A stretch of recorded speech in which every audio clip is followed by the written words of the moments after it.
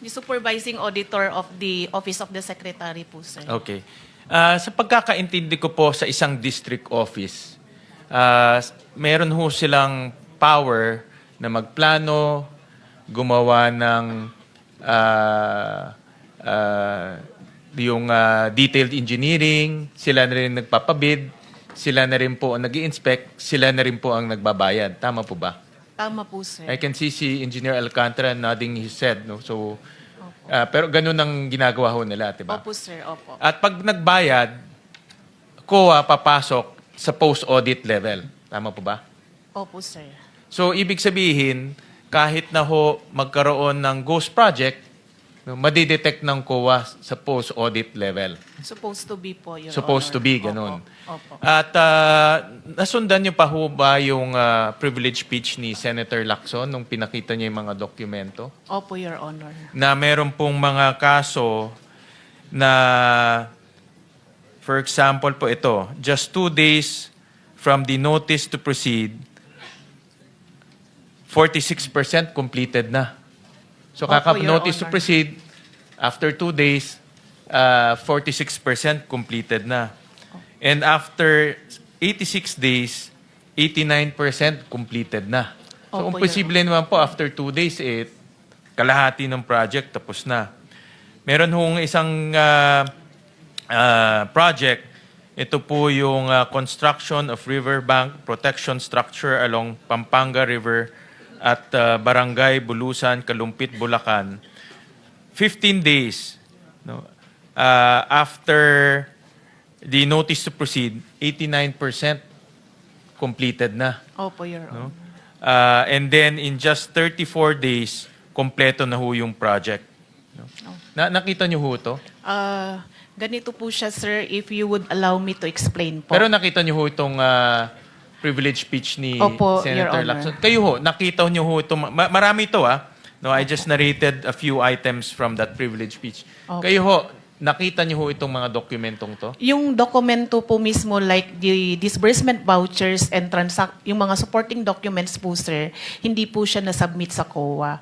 Pero nandun po sa report on publicized government program, project, and activities, kaya ko po sinasabing tama po na dinideclare na po as early as on the 10th or kung ilang araw pa lang po, ay nasa more or less, nasa 50% na po. Nakikita po siya sa RPG-PPA. Pero yung pong audit action, hindi po agad-agad siya na, let's say for example, sir, i-disallow agad kasi primarily, isasubmit po muna ni implementing office yung mga vouchers sa COA. And then, di ba sir, meron po tayong reglementary period on the submission of the accounts. So si auditor po, nag-issue po muna siya ng mga audit observation memoranda requiring or reminding the implementing office to submit the unsubmitted disbursement vouchers. Pero dahil hindi pa nga po na-submit, na-compel po si auditor na mag-issue ng notices of disallowance primarily dahil may indication na po ng fraud based doon sa RPG-PPA na sinasubmit po nila dahil hindi nga po sila nagsasubmit ng mga disbursement vouchers din po. Pero ma'am, ito 2023 pa, 2023, Opo. 2024. Opo. Paano po umabot na ganito after 2 years, tsaka lang ho lumalabas to? Ba't hindi ho na-detect ng resident auditor doon? And who is the resident auditor during those times? The resident auditor during those time and up to present po is Miss Cinderella Esperanza Santos po. Actually po sir, papunta po sana siya dito pero talagang trinatrangkaso po. Kagaya ko din po, trinatrangkaso din po. Bakit hindi niya ho na-detect? Kasi office at pinakita rin ho doon sa privilege speech yung mga pictures na sinasubmit as evidence of completion, pare-pareho. Opo. Diba? Ito ho, hindi naman kailangan ng ubod ng talino para makita ho to. Dapat lang ho, masinop. Yes, sir. Paano ho nakalampas to after 2 years? In fact, hindi nga lumalabas to. In this privilege speech lang ho na lumabas. Yes po. Sir, i-remind ko lang po kayo, sir, 2020 hanggang 2023 po, hindi po tayo although sinubukan po ng audit team na mag-inspect po as early as 2022, kahit na po may mga restrictions pa po. So nakapag-ikot po sila. On 2023 po, sir, hanggang kung di po ako nagkakamali. Hindi ikot. Yes, sir. Just purely on documents. makikita nyo na post-audit, tinitignan Yes, yung sir. dates. Opo. Tinitignan yung mga supporting documents. Opo. Tinitignan yung mga veracity of their declaration, Yes di ba? po. Yes, sir. Kaya nga po napilitan po yung auditor na mag-disallow ng mga transactions po ng Bulacan First DEO kasi hindi po lahat na-submit po yung mga transaction documents po, sir. And then kaya din po siya ni-request for fraud audit po. Kasi nga po, hindi na But po the fraud talaga audit, kaya. ngayon lang nangyari yung fraud Opo. audit Yes after po. 2 years. Yes po, sir. Bakit hindi ho nalaman sa damit, sa libo-libo ho ng project doon, hindi ho na-detect kaagad? Sir, dadalawa lang po yung audit team. Ibig kong pong sabihin, isa lang po yung, meron po tayong audit team leader at isa lang din po yung kanyang audit team member. Tapos din po, aside po sa Bulacan First DEO, on which case from 2022 na nasa 100, more or less, nasa 120 or 140 po yung flood control projects po nila, lumobo po siya ng 2023 and 2024 by double po ng numbers. Sa flood control projects lang po yun, sir. Aside pa po doon sa mga other infra like buildings, structures, roads, and bridges po. And then meron pa din po silang hawak na 8 district engineering offices. Ikwento ko lang din po, sir, in 2023 po, sa budget po ng COA for 2023, nagbawas po ng plantilla positions ang DBM by 100 plus employees supposed to be na dapat ma-deploy po sa mga auditing agencies. So kaya po, ang distribution lang po ng bawat audit team na mabibigat, sir, halos nasa 2 auditors lang po. And then, isa lang din po per province. Sa case po ng Region 3, meron po tayong 7 provinces sa Region 3. Nasa 16 technical specialists lang po ang meron tayo. Kaya sa Bulacan po, 1 or 2 engineers lang po ang assign. Kaya hindi po niya ma-inspect po lahat. Mr. Chair? with Yes, the permission for one. Follow up lang ito. Kailan kayo nagsimula ng fraud audit na banggit nyo? Tungkol doon sa yung sinasabi ni Senator Sherwin Gatchalian. Sir, nag-issue po ng memo ang aming chairman noong August 12 po. August 12. Yung una, sir, retrieval po muna ng mga documents and then eventually Teka muna, creation nauna of muna audit. yung special audit, di ba? Bago Opo. kayo nag-fraud audit. Hindi, sir. Iisa po yung... So, diretso na kayo sa fraud audit. Opo. Ano nag-trigger doon sa fraud audit ninyo? Sir, sa doon particular po sa... project? Sandali lang po. Sorry po. Kailan po nagsimula? Ano nag-trigger? Kaya kayo nag-fraud audit? Opo. Sir, doon po sa sumbong mo sa Pangulo, tsaka yun pong press conference po ni President, sir, noong August po. So, eventually, sir, initially, retrieval po muna ng documents. And afterwards po, doon sa mga dates, hindi ko kapasado, pero sunod-sunod po yun. Tsaka po nag-create ng fraud audit teams po. And then, eventually, nag-deploy na rin po ng Okay mga na po, technical. malinaw na. Opo. Thank you, sir. Opo. Thank you, Mr. Chair. Sunico, ibig bang sabihin mo ngayon sa amin dito sa committee kaya naglipa na itong ghost projects because failure kayo sa pag-carry out ng inyong mandato dahil kulang kayo ng tao, kulang kayo ng engineers mag-inspection? Opo.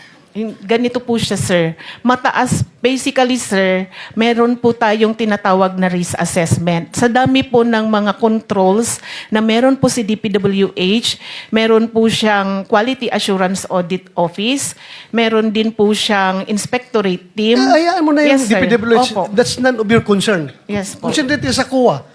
Yes, po. Bakit ito, sabi mo kayo na kulang kayo ng tao? Opo. So, kailangang dagdagan kayo ng tao? Yes po sana, sir. Ha? Opo. Para magampanan nyo yung mandato? Opo sana, sir. Bakit ngayon lang ito lumabas? Sir, lumalabas na po yan sa mga budget hearing natin. As I have mentioned, para po sa 2023 budget namin, sa Bulacan alone po yun, sir, yung inalis po na 120 plus na positions po. Thank you, Mr. Chair. Okay, balik sa'yo. Sige. Opo. Ako ho, I respect the elders, Mr. Chair. 2 elders ho yung katabi ko.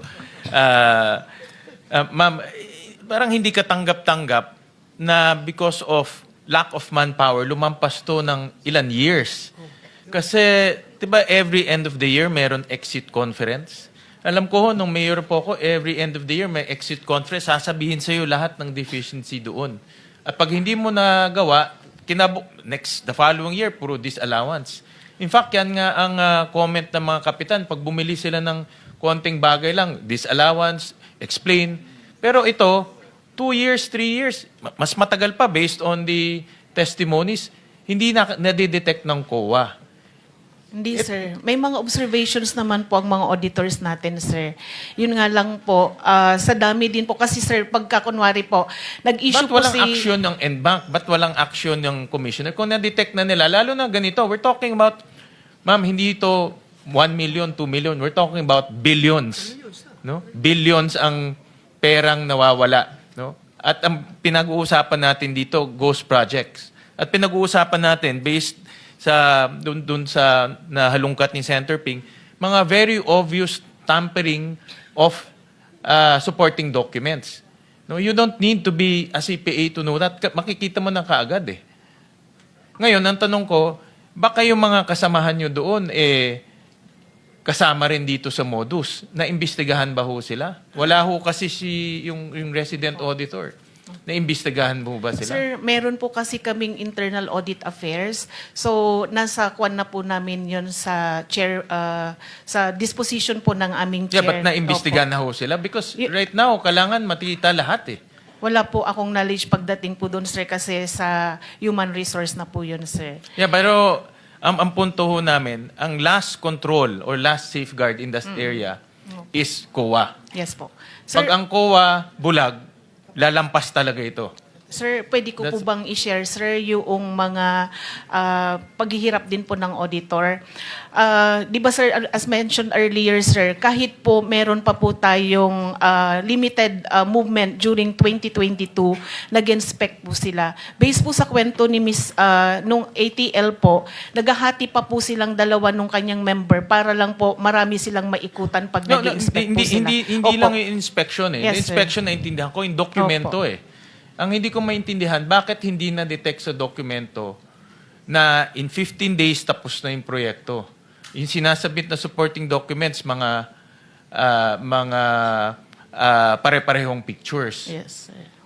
Hindi na inspection. Opo. Ako naintindihan ko Yes, inspection, sir. malalayo talaga. Pinuntahan namin, malalayo talaga. But Opo. yung dokumento lang, tabletop lang to. Opo. Kaya po nag-disallow yung auditor po natin, sir. Yeah, but this is after many years. Ba't hindi dinisallow immediately at in-elevate to kaagad? Sir, madami po talaga kasi. Kailangan po kasing i-check din, sir. Kasi sa totoo lang po, pagka nagdi-disallow din po, iniisa-isa po ng auditor. Ganito na lang. Opo. What we want is pati yung COA resident auditor maimbestigahan rin. Sige po, sabihin Kasi po kung namin. hindi, mawawalan no kami ng kumpiyansa sa COA.